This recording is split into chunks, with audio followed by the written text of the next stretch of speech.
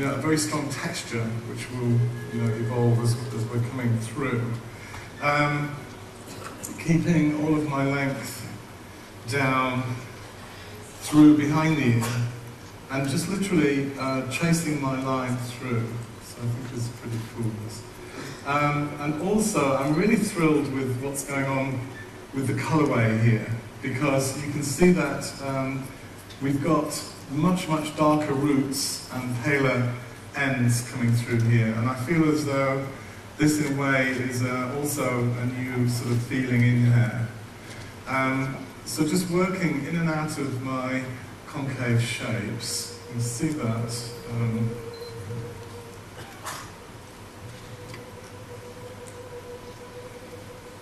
Where the weight runs behind the ear, you get this really nice contrast between the smooth hair and the texture. And you can see very nicely where we have the roots, much darker through here.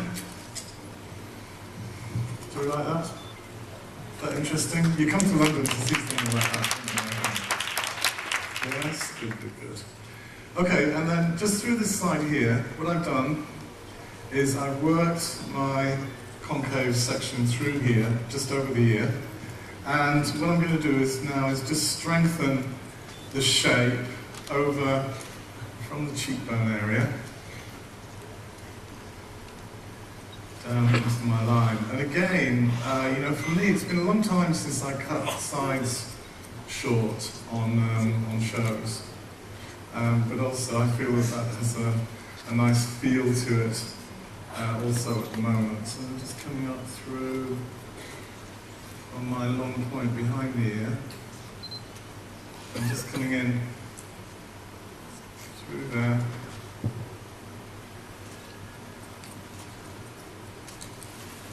It's giving me a very nice, contrast to this very smooth, long section through the edge here. And then again, I'm going to come into my second side.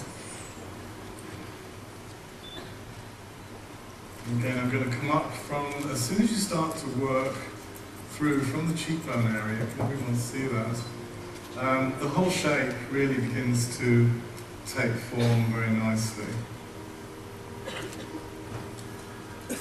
So I'm just picking up, holding the hair across my hand, and then working in to the concave section just directly over the ear. And then I can let go of that, and then just come back in and just tighten up the length. So it's just coming down, just skimming across the top of the cheekbone area. And then finally, behind the ear again, I want to pick up, lift the hair over my hand, and then I'm coming in through, keeping my length and coming in very tight, just at the top of the ear there.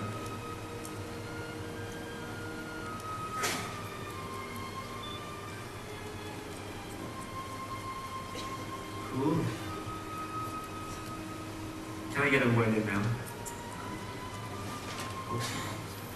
Okay, so with Suzanne, as you saw, I was frantically cutting. I didn't have enough time actually to pre-cut on stage, so I didn't want to bore you too much with my graduation. So I've basically just kind of come through the back area and kind of graduated this nape in. I think, again, my idea of abstraction is to have a little bit of difference in textures and also difference in lines, and also kind of marrying the two together so it works with a really lovely proportion. So I'm thinking of having this kind of really kind of bit more textured, short, reddish back, and then have this kind of really smooth, nice advisory feel at the front. I've done a little bit of pre-cutting underneath, so I've just done a panel of a little bit of a shorter feel.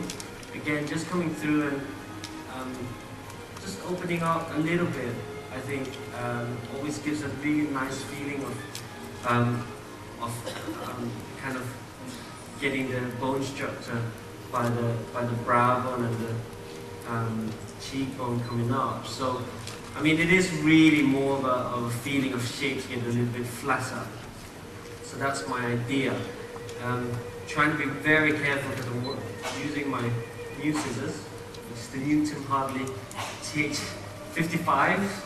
I'm being super careful because it's so sharp and I don't want to Be careful. obviously bleed, which is handy that I'll come in with a bit of a redder color. So if I do bleed on it, it doesn't look too severe, I guess. So I'm just gonna come through, and I want to get this kind of visory feel to the front. So really strong, kind of, I guess, a darker line coming over the lighter lengths, and you know, to really give a graphic feel, even though the lengths are actually still strongly disconnected. That's my plan.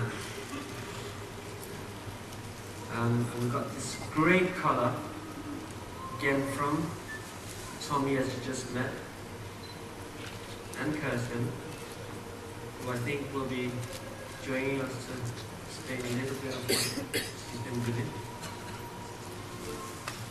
And a little bit unconventionally, I guess, you know, we've chosen to do a format where we are going through a little bit more technically, I guess, with our explanation of what we've done with our models, and then giving you a big presentation of the bag. So please don't feel cheated. Okay, so I'm just, thank you for prompting me. I must be the world's loudest salesperson, but I have, we're launching the Tim Hartley scissor range here at Salon this weekend, and this has been a really fantastic little journey for me, because it's something that I wanted to do for a long time, and I've worked with different people and finally found my perfect scissor geek for me to work with. And we've produced this 5.5 scissor. It's hand forged, cobalt, finest Japanese cobalt steel, hand finished. I'm very, very excited. I'm very proud of them. They're working extremely well for me, and we can find them on the Ego stand, which is stand number here. Ha! It's probably out there, I don't know. And if you take along your ticket today, we have the Tim Hartley scissors. We have also my archive DVDs, which I can just explain a little bit, because as you can imagine, starting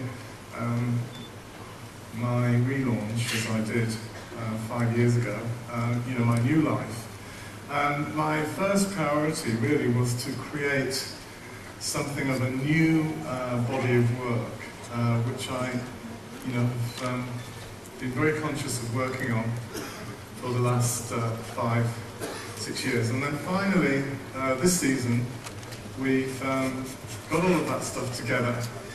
And we have Archive 1, 2, 3, and 4, which is the beginning of my new body of work. So I'd love to share that with you. And also, again, if you take your ticket down to the Ego stand, which we'll have a number of that in 1 second, then you can get an extra discount on those DVDs and the scissors. So thank you for that. Well, that was quite a good sales pitch. I think, you know, Was that all right? Not too much. for me, I'm just really excited because finally we're able to get a tool that we really believe in and that we really wanted to use. I guess that's the most important thing, and great if it sells, but most importantly it was for us to really try to adventure into something where we could really feel we believe in the equipment that we use. I guess that was the main idea behind this. To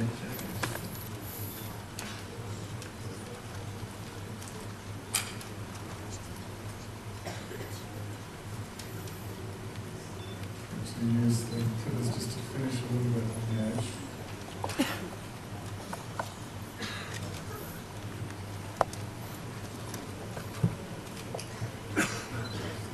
I think when I was thinking about my inspiration for this collection, there have been so many things happening in fashion.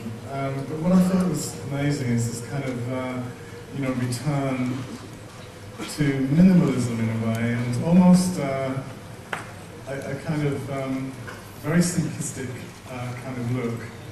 And so I felt that that would be a great inspiration for this coming season. But it just needed just a little touch of something, a little touch of subversity. Just to strengthen up the look. So that's really, where my inspiration has been coming from for this collection. Look. And I always like a little dash of punk in my look, and I think also this kind of rooty thing, works extremely well here. So you've got this beautiful orange. I don't know if it's Kirsten or Tommy is going to come back. And this is Kirsten tonight. Hi, nice to be here. Yeah, this Kirsten is... came all the way from Denmark today. So on this model, she was actually on a level 3 when we started. So with the Daphne's bleaching system, you're able to lift it up and in the same way tone it the direction you want to. So I wanted to create this apricot color, so mixing up the red with a bit of yellow into the bleaching, and then do this beautiful, more coolish red color on the roots area. I love it. Well, you make that sound very easy, but how do you do that? How do you get this beautiful blend all the way through? I apply it about 3 centimeters on the roots area, and then I just slightly combing it up so you don't have such a straight line. And then afterwards I go in with the finest pigments from Davines, which is our semi-permanent system, nearly 100% natural, so it gives it a beautiful shine and makes the hair in a fantastic condition after the bleaching. And over here, where Kio is working, you can see that we've been inspired from a very nice red wine, isn't it? It looks nearly like a beautiful Amarone or something. This is done also by pre-lightening the fringe area, and afterwards go in and work with a beautiful copperish color from Mask. And on the back here we're working with also a Mask color, a little bit deeper on the roots, because as Tim mentioned before, he's very much into the roots at the moment, and then going for a more beautiful shiny reddish color on the ends. It looks cool. It seemed to me that there were so many bloody celebrities with shabby colour jobs and roots that instead of trying to beat them, we may as well join them. What do you think? I definitely agree. And make something very positive out of all these sloppy starlets that don't bother getting their roots done regularly, and make it a bit of a look. But of course with just a little touch of punk. What do you think? Do you agree with me? Yes? I think it's interesting, that fashion very often, wants to make an anti-statement. The other reason why I've been sort of obsessed with fading to grey is that you have the 90s supermodel, Kirsten McMenemy, who, she's beautiful. But she's flying the flag for something which is totally different. So I really do feel that the challenge is to make something positive from grey hair. So here we are. What do you think?